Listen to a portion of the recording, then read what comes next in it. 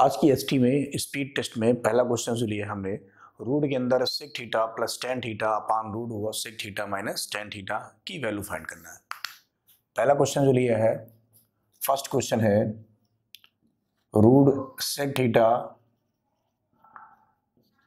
Plus tan theta और अपान में sec theta minus tan theta. इसमें तो आप सीधे सीधे बिना कोई मेथड के संयुग्मी का मल्टीप्लाई कर दीजिए, कॉन्जुगेट का गुणा कर दीजिए, क्योंकि फॉर्मूला बन जाएगा और सीधे सीधे इसकी वैल्यू आ जाएगी। तो इसमें सीधे सीधे संयुग्मी का मल्टीप्लाई कर देते हैं हम लोग। Sec theta plus tan theta, संयुग्मी का मल्टीप्लाई करने के लिए जो दे रखा है उसका चिन्ह बदल के ऊपर नीचे क्या करते हैं, multiply. Sec theta plus tan theta, ऊपर ये दोनों वैल्यू सेम हो जाएगी, सो रूट के बाहर आ जाएगा sec theta plus tan theta, और नीचे जो बचेगा रूट के अंदर a minus B A plus B, ये हो जाएगा सेक स्क्वायर थीटा और माइनस का टेन स्क्वायर थीटा, और ये फॉर्मूला होता है 1। Sec square theta minus tan square theta क्या होता है, 1 होता है। इसकी वैल्यू 1 हो जाएगी, सो इस क्वेश्चन का फाइनल आंसर जो बचेगा वो बचेगा सेक थीटा और plus tan theta.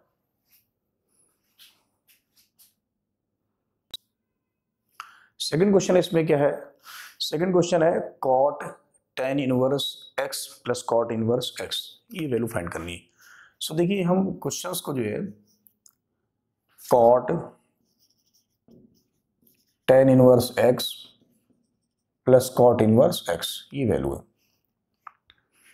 Ten inverse X plus cot inverse X क्या होता है, pi by 2। Tan inverse X plus cot inverse X is equal to कितना होता है, पाई बाई 2। ध्यान देने वाली बात यहाँ पर भी x है, यहाँ पर भी x होना चाहिए, यानी ये वैल्यू आपस में कैसी होनी चाहिए, इक्वल होनी चाहिए। इस बात पे गौर करिएगा। इसी में दूसरा फार्मूला भी आया ही है, तो दूसरा फार्मूला ले लेते हैं हम लोग। ये क्या आएगा, sine inverse x plus cos inverse x is equal to कितना, पाई बाई 2। इसी में तीसरा फार्मूला साइन हो गया और टेन हो गया, sec inverse x plus cosec inverse x is equal to कितना, पाई बाई 2। तो किसी क्वेश्चंस के माध्यम से हम लोग फॉर्मूला भी सीखते जाएंगे। सो यहाँ पर हमारे पास में जो है ये दे रखा है tan inverse X plus cot inverse X, इसकी जो वैल्यू है ये वैल्यू कितनी होगी, पाई बाई 2। कॉट 90 की जो वैल्यू होती है वो कितनी होती है, 0। टेन 90 की वैल्यू क्या होती है, इन्फिनाइट होती है, बट कॉट 90 की वैल्यू कितनी होती है, 0। नेक्स्ट क्वेश्चन है 1 upon log B C base में a plus 1 upon log C A base b plus 1 plus 1 upon log A B base C plus 1। तो लॉग की प्रॉपर्टी थोड़ी सी मालूम होनी चाहिए। क्वेश्चन है 1 upon log B C base a plus 1 plus 1 upon log C A base b plus 1 plus 1 upon log A B base C plus 1। इस question को solve करना है। थोड़ी सी हम लोग प्रॉपर्टी यहाँ पर यूज कर लेंगे कि क्या प्रॉपर्टी होगी लॉग की। लॉग में देखिए ध्यान से 1 अपान लॉग ए बेस बी लिखा है,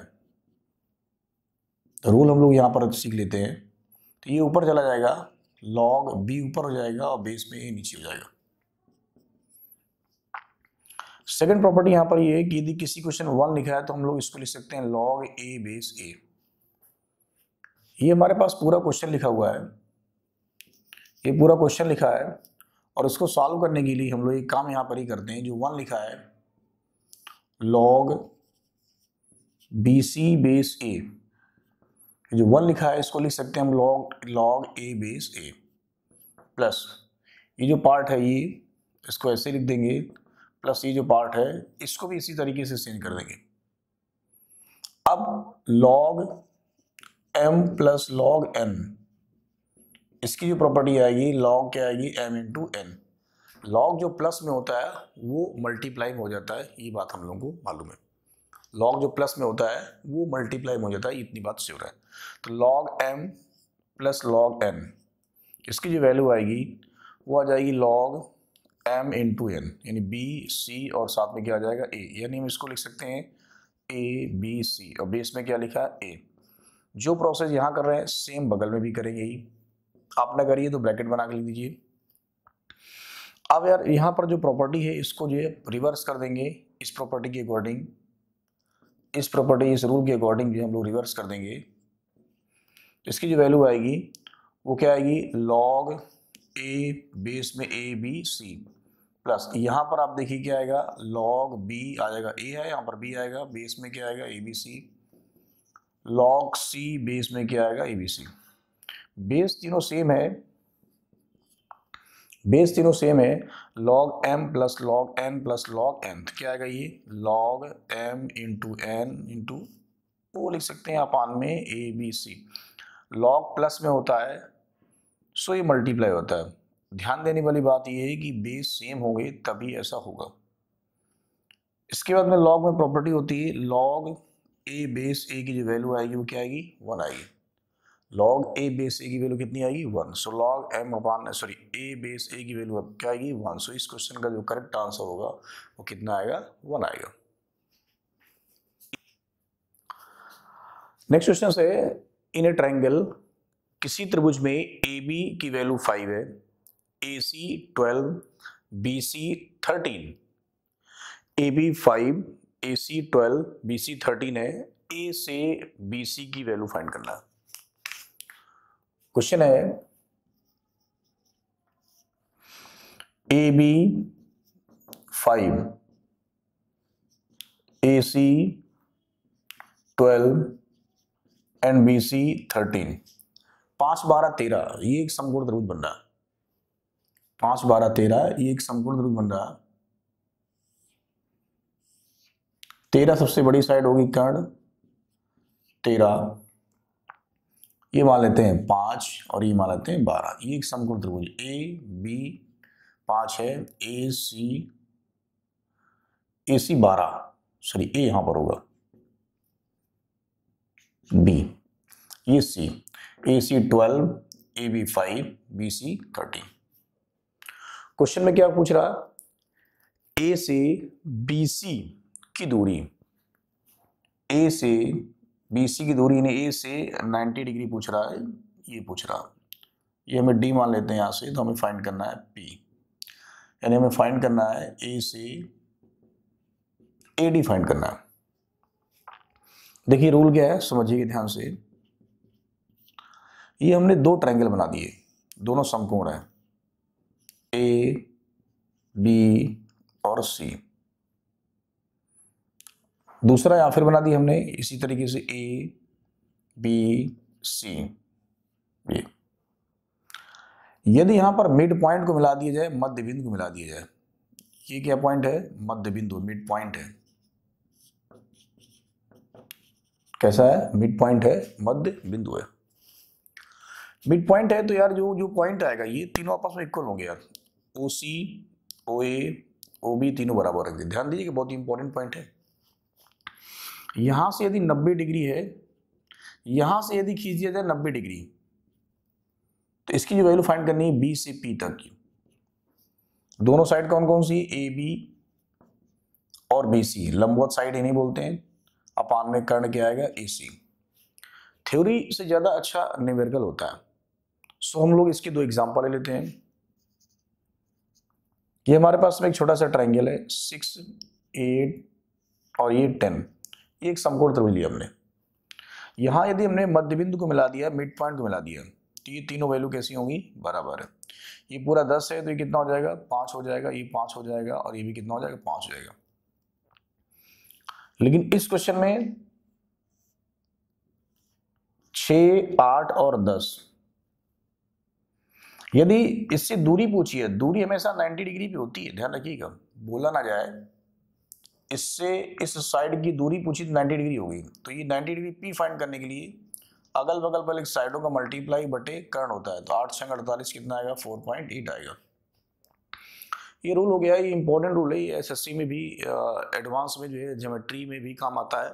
ये हमने आपको ये रूल सिखा दिया। हमें AD फाइंड करना है, सिंपल है। AD के लिए ये 5 और ये 12 अगल बगल की साइडों का मल्टीप्लाई बटे में कर्ण हो जाएगा, तो 12 पंचे कितना आएगा, 60 बटे कितना आएगा क्वेश्चन में, 13। सो यहाँ पर हम लोग 2 रूल सीखे, इनको जो है वीडियो को रिवाइंड करके थोड़ा सा ध्यान से सीखिएगा क्या रूल है, इंपॉर्टेंट है, डिस्कस करिएगा इस पर। किसी समांतर सीढ़ी का पीवा पद Q है और क्यूआ पद P है, तो P प्लस क्यूआ पद क्या होगा? यानी तो मैंने, जो बच्चे लगातार वीडियो हमारा देख रहे हैं, पिछले हमने कई टर्नों में इस चीज को डिस्कस किया है और बहुत अच्छी चीज मेथड किया है।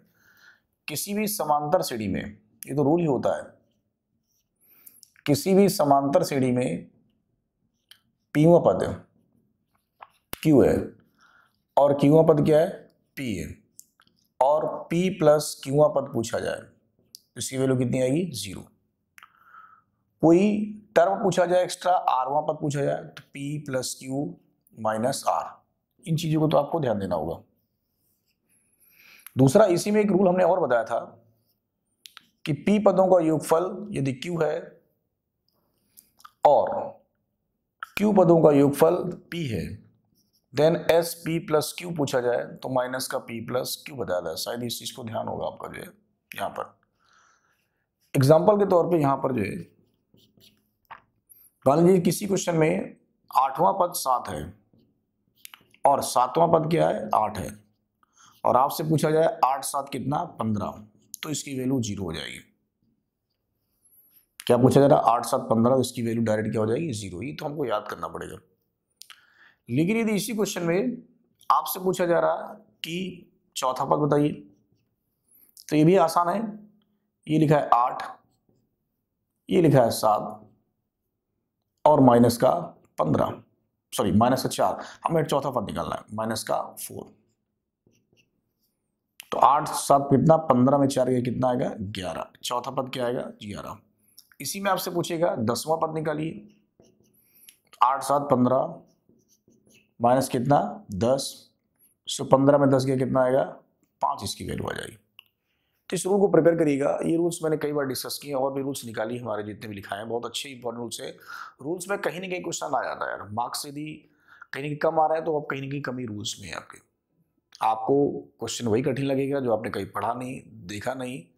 और ऐसा बिल्कुल नहीं है कि आउट ऑफ सिलेबस होता है किसी चीज़ की, ये हमारी ही कमी होती है कि हम लोग किसी सिलेबस को समय पे तैयार नहीं करते। यदि समय पे हम तैयार कर लेंगे तो सिलेबस अच्छे ढंग से प्रिपेयर हो जाएगा, फिर एग्जाम्स में हमें क्वेश्चन सॉल्व करने में कोई प्रॉब्लम नहीं होगी।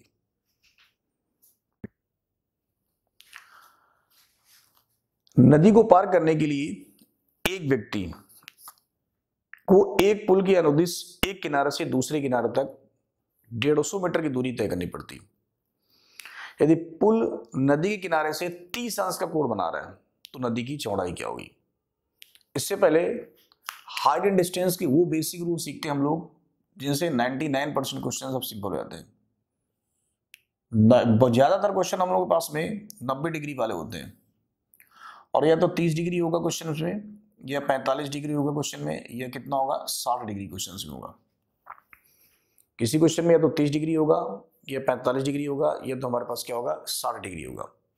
जैसे किसी क्वेश्चन में ए है और ये बी और ये सी। सपोज करिए किसी क्वेश्चन में 30 हो जाता है तो त्रिभुज के तीनों कोणों का योगफल तो 180 अंश होता है। तो एक बार 30 आ गया, ये 90 है, तो ये कितना आएगा? 60। इसे हम लोग पढ़ते हैं 30-60 का केस। कौन से केस पढ़ते हैं? 30-60 केस। मेरे साथ साथ याद करिए 30-60 केस, और 90 तो साथ में रहेगा। ध्यान से सीखना होगा इस रूल को। यदि आप इस रूल को एक बार सीख ले जाते हैं तो ये मान के चलिए कि आप जो है ऊंचाई दूरी से, हाइट एंड डिस्टेंस से रिलेटेड सारे क्वेश्चन सॉल्व कर ले जाएंगे। और मैंने एक वीडियो भी डाला है जिसमें ऊंचाई दूरी के ढेर सारे क्वेश्चंस हैं और उसमें रूल्स भी सबसे अच्छे और इंपॉर्टेंट है। इसे पढ़ क्या पढ़ेंगे हम लोग? 30 और 60 का केस, 30-60 डिग्री का केस। 30 के सामने वाली साइड को हमेशा आपको x मानना है, 60 के सामने वाली साइड को आपको √3x मानना है, और 90 के सामने वाली साइड को हमेशा 2x मानना है। 45 डिग्री वाला केस भी कोई क्वेश्चन आएगा तो हम डिस्कस कर लेंगे। ये क्वेश्चन हमारे सामने क्या है? नदी को पार करने के लिए एक व्यक्ति को एक पुल के अनुदिश एक किनारे से दूसरे किनारे तक 150 मीटर चलना पड़ता है। पुल यहां पर देखिए, मान लेते हैं सपोज करिए ये नदी बन गई, सीधे भी पुल हो सकता है और तिरछा भी हो सकता है। इस क्वेश्चन में देखा होगा पुल किनारे के साथ 30 अंश का पुल बना रहे हैं, पढ़िएगा ध्यान से क्वेश्चन में।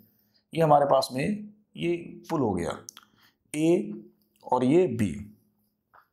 पुल यहाँ किनारे के साथ कितना कोण बना रही? 30 डिग्री कोण बना रही। पुल किनारे के साथ कितना कोण बना रही? 30 अंश कोण बना रही। अब यार एक किनारे से दूसरे किनारे तक इस व्यक्ति को चलने के लिए कितना चलना पड़ रहा है? 150 मीटर चलना पड़ रहा है। यदि आप इसको ऐसे बना देंगे तो ये कितना आ जाएगा? ये कितना होगा? 90 डिग्री होगा और ये कितना होगा? 60 डिग्री होगा। ये सी बनाते हैं। क्वेश्चन में फाइंड क्या करना है? क्या फाइंड करना है क्वेश्चन में? नदी की चौड़ाई फाइंड करना। और हमारे पास फिगर में जो नदी की चौड़ाई दिखाई पड़ रही है वो BC फाइंड करना है। क्या ये 30-60 का केस नहीं बन गया? ये वही केस बन गया जो बोर्ड पे लिखा हुआ है। 90 के सामने हमारे पास में क्या हमें मानना है? 2x, और 90 के सामने यहां पर कितना बताइए? 150। x की वैल्यू क्वेश्चन में कितनी आएगी? 75। x की वैल्यू क्वेश्चन में कितनी आएगी? 75। x किसके सामने होगा? 30 के सामने होगा। 30 के सामने x है तो कितना वैल्यू आएगी? 75। सो इस हिसाब से हमारे पास नदी की चौड़ाई कितनी आ गई? 75 मीटर। तो आप इस क्वेश्चन को देख सकते हैं यार जो है कि 30 और 60 से कितना सिंपल होगा। आप भी ट्राई करिए, ढूंढिएगा 30-60 से रिलेटेड क्वेश्चन जो है जो मिले उनको आप इससे 100% सॉल्व कर पाएंगे। पुराना एक वीडियो भी पढ़ा है ऊंचाई और दूरी का, उसको देख के सारे रूल्स भी प्रिपेयर कर लीजिए। नेक्स्ट क्वेश्चन है, किसी जीपी का तीसरा पद जो है 4 है और उस जीपी में प्रथम 5 पदों का गुणनफल ज्ञात करना है। गुणोत्तर श्रेणी है। गुणोत्तर श्रेणी क्या होती है? जीपी सीरीज होती है हम लोगों की A R square, AR cube, AR की पावर 4, ये गुणोत्तर श्रेणी है। क्वेश्चन में तीसरा पद दे रखा है। तीसरा पद क्वेश्चन में कितना दे रखा है? क्वेश्चन में तीसरा पद दे रखा है 4, और फाइंड क्या करना है हमें क्वेश्चन में? प्रथम 5 पदों गुणनफल T1 इंटू में T2 इंटू में T3 इंटू में T4 इंटू में T5, पांचों पदों का गुणनफल निकलना है। क्वेश्चन में तीसरा पद दे रखा है और हमें 5 पदों का गुणनफल चाहिए क्वेश्चन में। तो पहला पद तो हमारे पास क्वेश्चन में क्या होता है? A होता है। दूसरा पद क्या होता है क्वेश्चन में? AR स्क्वायर होता है। तीसरा पद क्वेश्चन में क्या होता है? AR क्यूब होता है। और चौथा पद क्या होता है? AR की पावर 4 होता है। पांचवा पद क्या होता है? AR की पावर, सॉरी, पहला पद A, दूसरा AR होता है, तीसरा AR स्क्वायर होगा, चौथा AR क्यूब होगा, यहाँ गलती हुई थोड़ी सी, और पांचवा टर्म क्या होगा? AR की पावर 4 हो जाएगा। इन सभी का मल्टीप्लाई करना हमारे पास क्वेश्चन में। तो पावर ए कितनी बार लिखा है? A की पावर कितना लिखा है? 5 लिखा है। R square, R cube, 4 3 7 2 9 1 10, R की पावर कितना? 10। R की पावर कितना? 10। यहां पर इसकी जो वैल्यू आएगी AR स्क्वायर की पावर कितना आ जाएगा? 5। इसको हम लोग लिख सकते हैं थोड़ा सिंप्लीफाई करके, आप चेक करिए, यही लिखा हुआ है। अब यार यहां पर तीसरा पद दे रखा है, तीसरे पद की जो वैल्यू होगी कितनी होगी? AR स्क्वायर होगा, इसकी वैल्यू कितनी? 4। इसकी वैल्यू है, इसको आप उठाकर यहां पर यूज कर सकते हैं। यूज कर लेंगे इसकी वैल्यू तो कितनी आएगी? 4 की पावर कितना आएगा? 5 आएगा। 4 की पावर 5 को लिखा जा सकता है सिंप्लीफाई में 2 की पावर 10, या 4 का मल्टीप्लाई आप जो है 5 बार कर लीजिएगा। 4 चौको 16, 2 की पावर 10 का मल्टीप्लाई, 2 की पावर 10, 2 दूना 4 दूना 8 दूना 16 दूना 32 दूना 64 दूना 128 दूना 256 दूना 512 दूना 1024, ये इस क्वेश्चन का करेक्ट आंसर आ जाएगा। नेक्स्ट क्वेश्चन है, समेशन यानी sigma n is equal to 1 to 200। Sigma वाला क्वेश्चन है, n इज इक्वल टू 1 से 200 तक है और i की पावर n। बहुत अच्छा क्वेश्चन है, एग्जाम्स के लिए बहुत अच्छा इंपॉर्टेंट है। इंपॉर्टेंट मैंने कई बार बोला है, इंपॉर्टेंट का मतलब ये नहीं होता क्वेश्चंस में कि बहुत ही कठिन क्वेश्चन। इंपॉर्टेंट मतलब जो आने के चांसेज है और जो गलत होने के चांसेज स्टूडेंट बहुत जल्दीबाजी में करते हैं, वो इंपॉर्टेंट क्वेश्चंस होते हैं। एग्जामिनर को यही इंपॉर्टेंट लगते हैं क्वेश्चन। इसमें summation n is equal to 1 से लेके 200 तक जाना है और i की पावर n, यानी n इज इक्वल टू 1 रखेंगे, n इज इक्वल टू 2 रखेंगे, n इज इक्वल टू 3 रखेंगे, 4 रखेंगे, 5 कहाँ तक जाएंगे? 200 तक। समेशन लगाए इसलिए सब प्लस में करेंगे। n equal to I, n equal to 1 रखेंगे तो क्या आएगा, आई आएगा, फिर रखिए यहाँ क्या आएगा, आई स्क्वायर आएगा, फिर 3 रखिए आई क्यूब आएगा, जोड़ते जाएंगे नहीं, आई की पावर 4 आएगा, और प्लस डॉट डॉट लास्ट में चला जाएगा, ये आई की पावर 200 आ जाएगा। इसकी वैल्यू हमेशा जीरो होती है। आई की वैल्यू क्या हो, रूट के अंदर -1, आई स्क्वायर की वैल्यू होगी -1, आई क्यूब की वैल्यू होगी माइनस आई होगी, और आई की पावर 4 की वैल्यू हो जाएगी 1 हो जाएगी। तो आई तो आई लिखा रहने दीजिएगा, आई स्क्वायर क्या आएगा -1, आई क्यूब की वैल्यू माइनस आई होगी, आई की पावर 4 क्या होगा 1, इससे कैंसिल होगा, इससे कैंसिल होगा, यानी आई से लेगी आई की पावर 4 तक क्या हो जाएगा, इसकी वैल्यू हो जाएगी 0। 200 तक में गया, कहां तक हमारे पास क्वेश्चन में 200 तक गया, ये 200 में 4 से डिवाइड कर दीजिए, पूरा पूरा डिवाइड हो जाएगा तो वैल्यू 0 हो जाएगी। यदि कुछ बच रहा है तो अगला वाला स्टेप आ जाएगा। तो ये पूरा पूरा डिवाइड हो रहा, सो इस क्वेश्चन का तो आंसर कितना आ गया, 0 आ गया।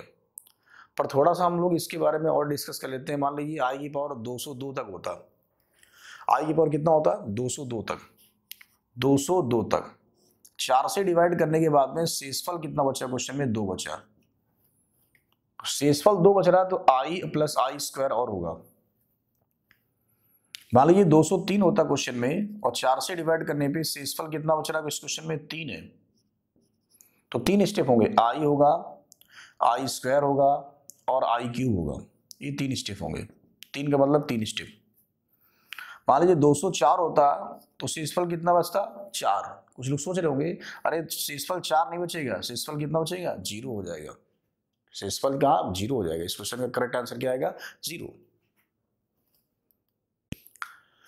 यार अभी नेक्स्ट क्वेश्चन जो है, यदि अल्फा और बीटा द्विघात समीकरण X square minus 6x plus 8 is equal to 0 के मूल है, then alpha cube plus beta cube का मान क्या होगा। क्वेश्चन है,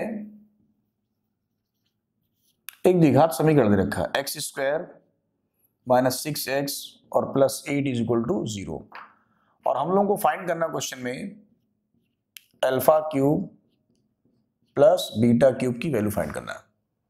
हम लोग को फाइंड करना है alpha cube plus beta cube की वैल्यू फाइंड करना है हम लोग को।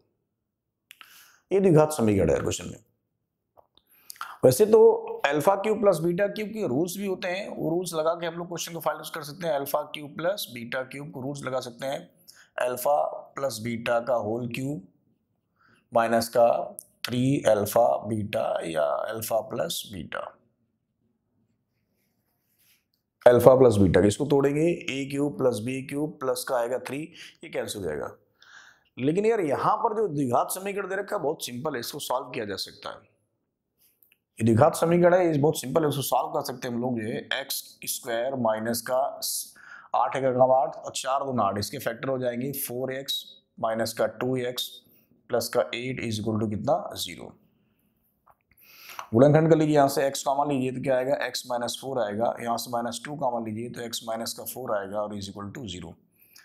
x माइनस 4 यहाँ से कॉमन ले लीजिए तो क्या आएगा, x माइनस 2 आएगा और इज इक्वल टू कितना आएगा, 0। x की वैल्यू कितनी आएगी, 4 कामा क्या आएगा, 2 आएगा।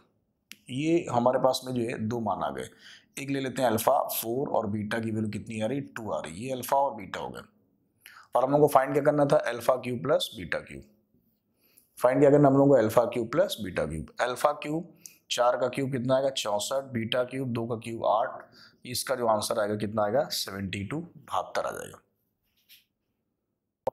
क्वेश्चन है एक्स क्यूब माइनस 1 अपान एक्स स्क्वायर की पावर 15 के विस्तार में एक्स से स्वतंत्र पद ज्ञात करना है। क्वेश्चन में शायद मैंने द्विपद प्रमेय, बाइनोमियल थ्योरम के ढेर सारे क्वेश्चन डिस्कस किए थे। रूल्स बहुत होता है इंडिपेंडेंट टर्म के, जो है क्वेश्चंस में रूल्स क्या है वो देखते हैं पहले। ए एक्स की पावर p प्लस बी अपान एक्स की पावर q पावर n अचर पद के लिए या x से स्वतंत्र पद के लिए, अचर पद या x से स्वतंत्र पद, x से स्वतंत्र पद या इंडिपेंडेंट टर्म, इंडिपेंडेंट टर्म। इसके लिए r निकालने के लिए तरीका बताया था हमने, np अपान में p प्लस q। ये डायरेक्ट हम लोग यहाँ से r की वैल्यू कैलकुलेट कर सकते हैं, और r की वैल्यू कैलकुलेट हो जाएगी एक बार तो x प्लस a की होल पावर n इससे टी आर प्लस 1 की जो वैल्यू आएगी वो एन सी आर एक्स की power N minus R A की पावर क्या आ जाएगा, आर आ जाएगा। क्वेश्चन हम लोग के पास में जो दे रखा है, क्वेश्चन जो दे रखा है हम लोग के पास में वो एक्स क्यूब माइनस 1 अपान एक्स स्क्वायर की पावर कितना 15, और हमें क्या निकालना है, एक्स से स्वतंत्र पद या अचर पद निकालना है। एक्स से स्वतंत्र पद या अचर पद निकालना है। डायरेक्ट यहां से आर की वैल्यू फाइंड करिए, पहले देखिए जरा क्या होगा, एन पी और अपान में P plus Q. N P मतलब 15 × 3 कितना 45 अपान में पी प्लस क्यू, 3 और 2 कितना 5, कितना आएगा 9। आर की जो वैल्यू कितनी आ गई, 9 आ गई। अब यार यहाँ से टी आर प्लस 1 हमें केवल गुणांक चाहिए, यहाँ पर अचर पद निकलना है, गुणांक चाहिए, एक्स नहीं आ रहा, तो N C R 15, C R की वैल्यू कितनी आएगी 9। यहाँ पर सिर्फ ये एक्स होगा, आप देख सकते हो ये एक्स होगा और ये क्या होगा, ए होगा। हमें सिर्फ और सिर्फ यहाँ पर गुणांक ढूंढना है। गुणांक मतलब कोई संख्या लिखी है क्या, नहीं लिखी तो 1 मानेंगे। 1 की पावर 15 में 9 गया, कितना आएगा 6। इसके बाद यहां से उठकर हम लोग आगे बढ़ेंगे, यहाँ पर संख्या क्या लिखी, -1 लिखी, देख सकते हैं -1 है, और इसकी पावर कितना आएगा, 9 आएगा। तो 15C9 -1 की पावर 9 क्या आएगा, माइनस आ जाएगा। इस क्वेश्चन का क्या आ जाएगा, करेक्ट आंसर आ जाएगा।